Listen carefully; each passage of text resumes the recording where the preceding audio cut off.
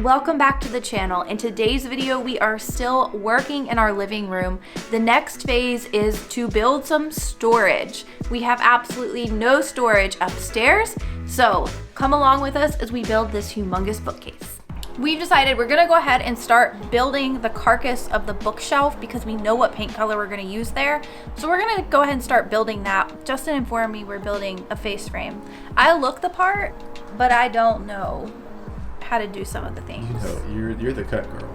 I do like cutting. I am the cut girl. I'll give you a cut list. I'm the cut girl and the ideas girl, and Justin is the beauty. I was gonna say the brains. I didn't know. Justin's the cutie patootie. All right, we're gonna start out with the face frame. As Jess already mentioned, we've got all of our cuts. We're gonna use, for the wall side, 2.5 inches, and then for the exposed side, 1.5 for the sides. And then our top piece is gonna be the same as our very bottom piece, which our baseboard height is about 5.5 inches, 1x6. We're gonna do the same thing for the top, and then we'll have some crown molding. So we're gonna go ahead and let the cut girl get to cutting here, and we'll start assembling the face frame. Justin, I need new glasses. These are so wide, look. You look like you're from the 70s. Honey, these aren't working for me. But you're gonna be like, any excuse to go shopping. Make sure you take measures. Taut. Yeah, you're good. You mean my speed square? You mean my speed square?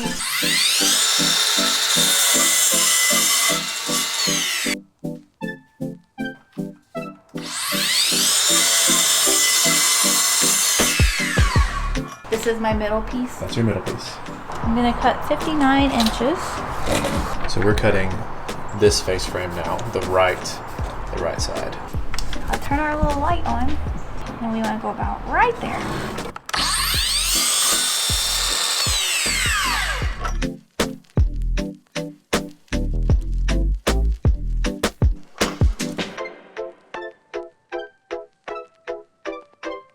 Feeling for any like divots or like bad parts of the wood, so I can like flip it to one side to like remove that side, if that makes sense.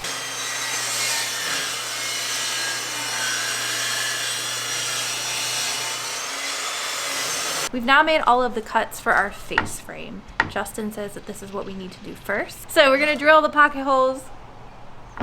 Okay. This is a little bit of a learning curve for me. This is the first time I've done this. So this is the layout right now. Obviously it's condensed because our workbench isn't wide enough, but now that we've got it oriented and we know how everything's going to face, we'll flip it over, pre-drill all of our holes, and then we'll connect it with pocket holes. Bada bing, bada boom.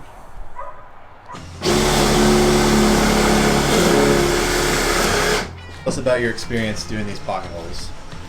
This is a little difficult because this workbench was built for a giant, i.e. Justin, who's like 8 feet tall.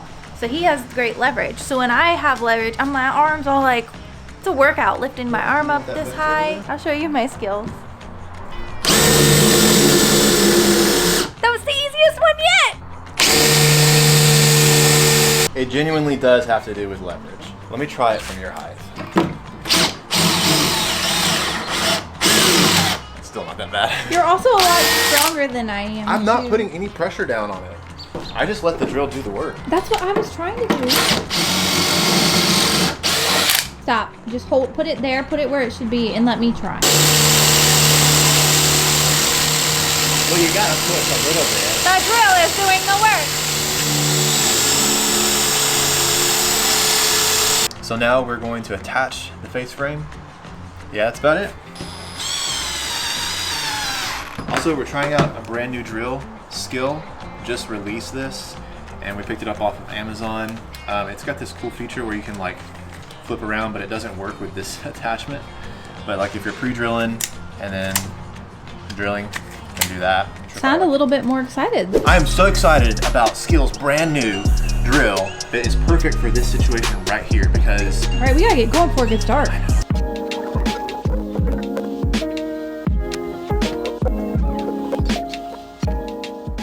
Now that the face frame is cut and assembled, we'll move on to our boxes, and we're going to be using 3/4 inch maple plywood just like normal, and we'll cut all of our side pieces, we'll cut our tops and our bottoms, both for the bookcase and the lower I'm also going to cut some nailing strips. These will be attached to the sides of each box, and we'll use those to connect everything to the studs.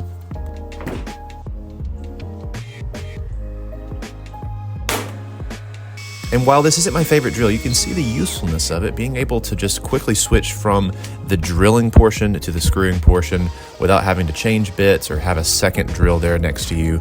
It's very convenient and very helpful.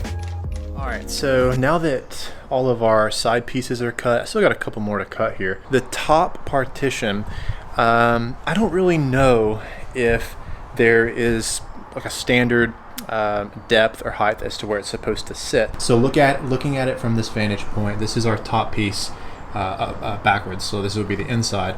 This top panel, I don't know exactly where this is supposed to go or if it really matters, but I'm just kind of choosing an arbitrary number. This is not it, but I'm saying about 1.5 inches. I will measure down 1.5 inches on one side, and that's where I'll set that piece. I'll show you.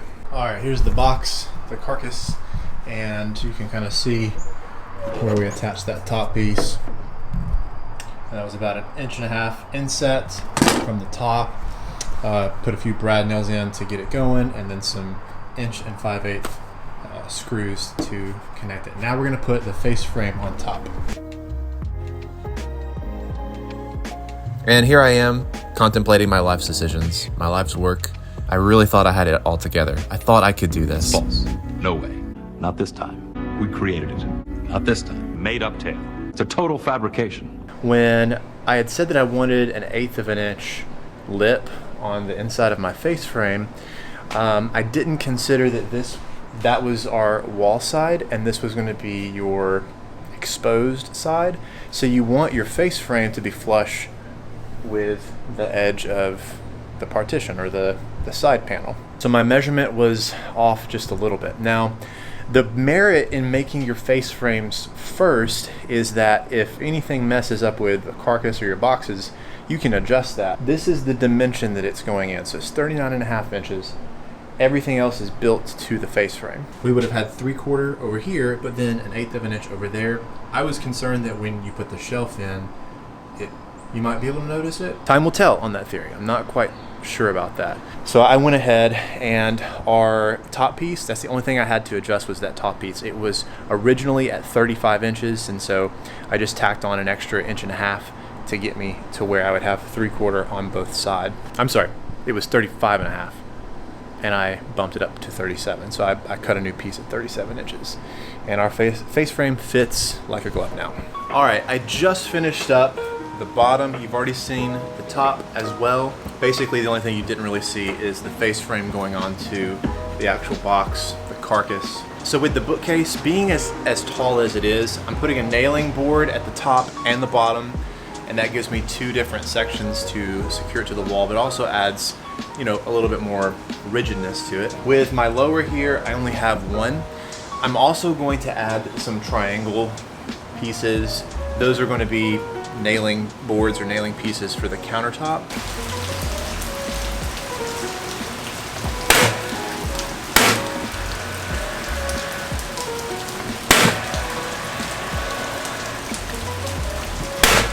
Now this next part that I'm doing is completely unnecessary. I'm just doing it because it's fun and because I can, but I'm using a flush trim bit to basically clean up the 1/4 inch material that's kind of overhanging the box. And you might say, wow, Justin, you are so strong. How are you able to lift that incredibly heavy cabinet? Well, I actually already filmed myself explaining why, but it was really long, and to save you from boredom, here it is in short. Number 1, I'm using scrap material as we usually do for most of our projects around the house. And number 2, I use 1/2 inch material for pretty much all boxes. Any cabinets that I build, it's 1/2 inch material, unless it's an exposed side.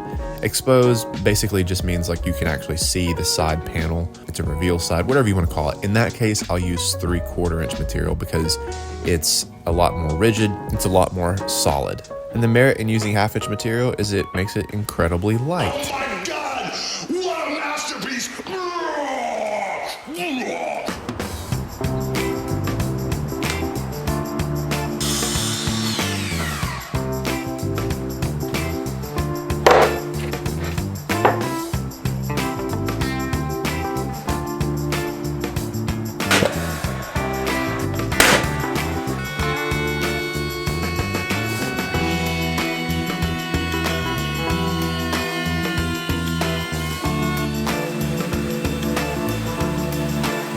Okay, here is progress thus far. I went ahead and built the countertop. I was curious as to what Jess wanted.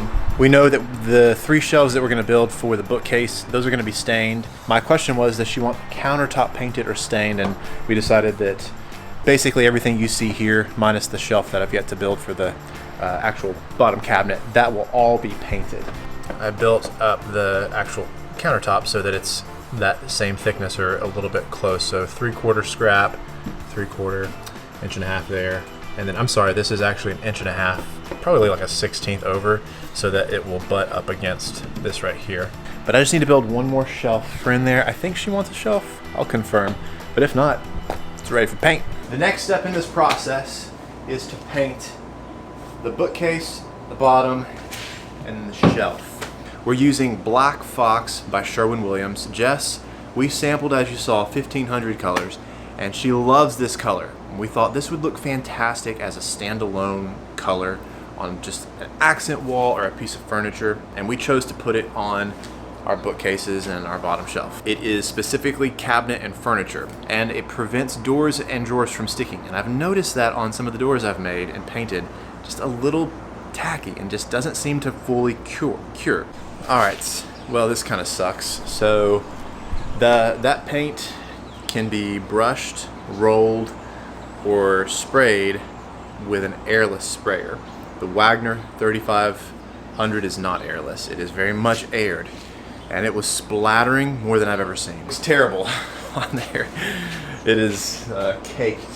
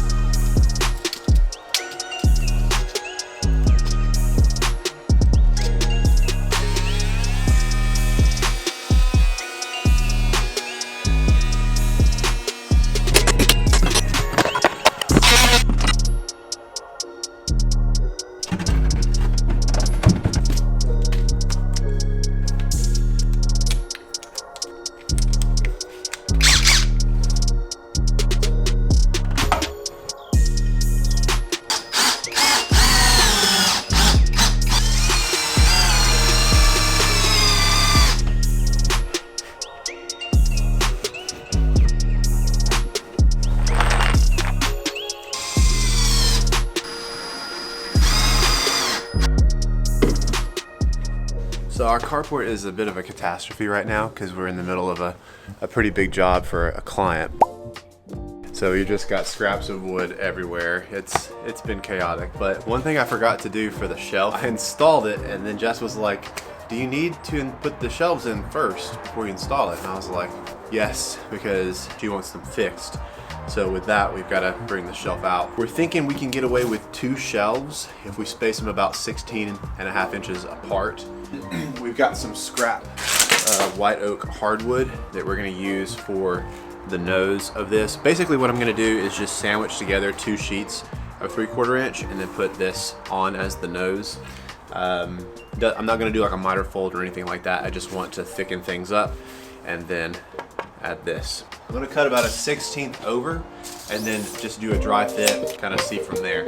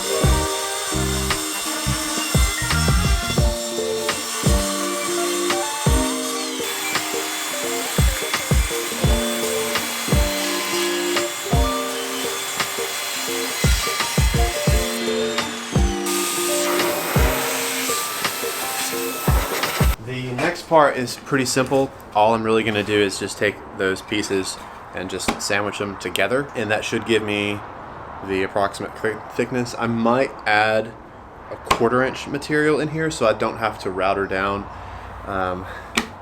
the width of our face frame. It might end up being too thick though. In my head, I thought that just 2 pieces of the 3/4 would be adequate enough, but clearly my math is wrong because this is 1 3/4 inches.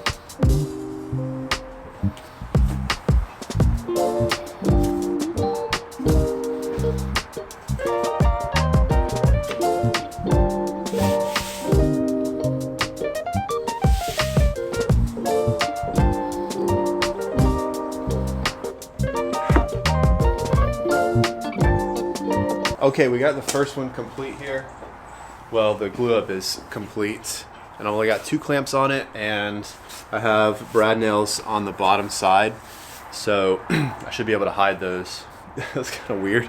I couldn't like figure out how to get this thing clamped without it moving, so I started with those 2 clamps first. But I'll do the second one here, and I think I know how to do it a little bit better. But I was just afraid that it was going to shift as I was trying to nail in, because that happened. Okay, so this is dried for about 30 or so minutes, and now what we're going to do is take our nosing and just attach it to this.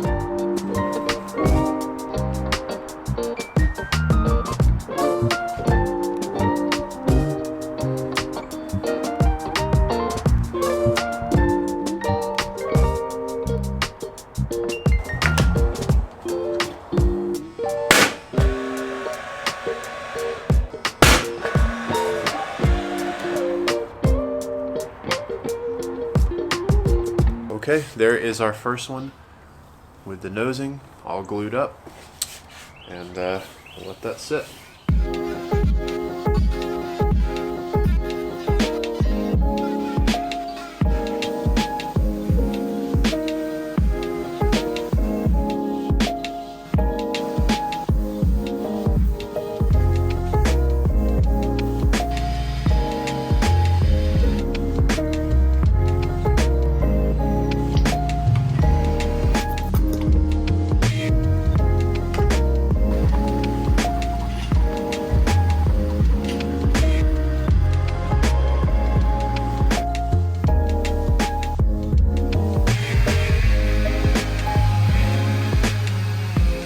This is some tung oil by Southern Wells. They're a company in New Jersey.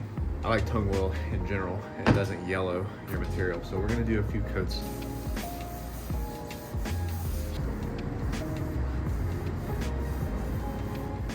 Hello everyone, it is install day number 2. You guys are about to watch a grown man struggle.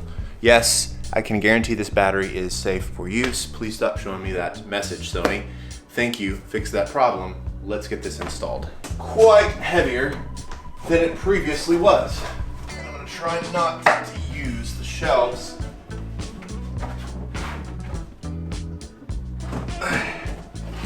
Good on this side.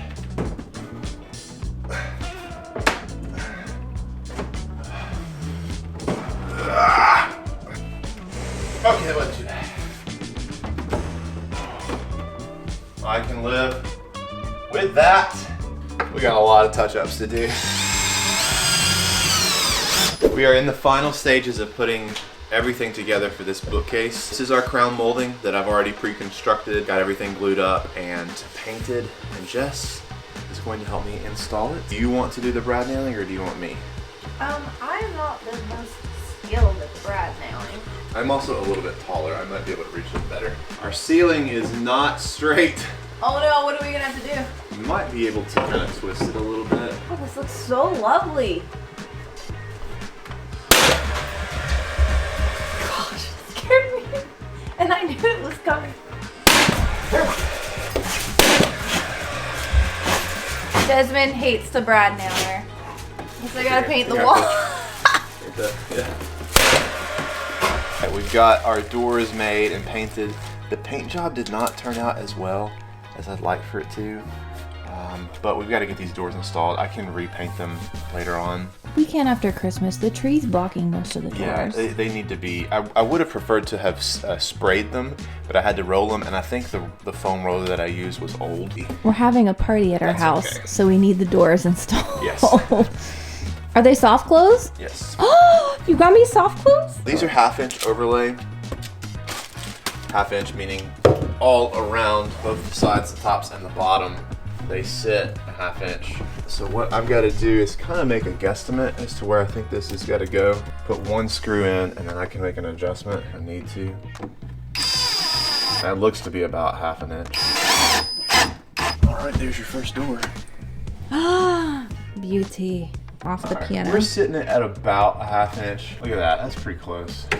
Maybe a 1/16.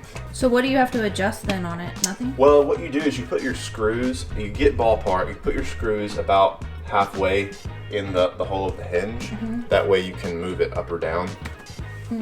Or if you think it's going to be a little bit over 1/2 inch, then you would put it lower. That way you can move the door down. And then, bingo! Justin, you did it! Look at that. Oh, wow. So yeah, we're gonna repaint this eventually, but for now, We'll it wait works. till the trees move. We'll wait till after Christmas. Voila! We have built this sucker. It's really hard to get this whole thing in the frame of the camera, the video. So, but we're really proud of it. There's still a few touch-ups that we've got to make. We'll deal with that later. But for now, it's installed and Yeah, it's decorated for Really Christmas. pleased. Decorated for Christmas right now. We definitely need to get some decor. Justin truly believes that this bookcase is solely for books. This bookcase is not for books. we need the start of the video. You said we have no storage. We have absolutely no storage upstairs. That's what you said at the beginning of the video. The storage is down here. This is just for pretty. Anyways, thank you guys so much for watching this video. We're really happy with how this thing turned out. The shelves look amazing. We're happy with the paint color. The living room space is really starting to come together. So we're excited to see how it's going to look after Christmas and a little bit more minimalistic. There's a lot of greens and reds right now, which is fine. But yeah, thanks for watching, and we will see you in the next video, which Bye. might be another makeover. I don't know yet. We don't know yet. There's a lot It's of Christmas. There's gonna be like a culmination video of everything. We were just rambling at this point. It's Christmas. Goodbye. Why did you pull in that? It's Christmas. It's Christmas.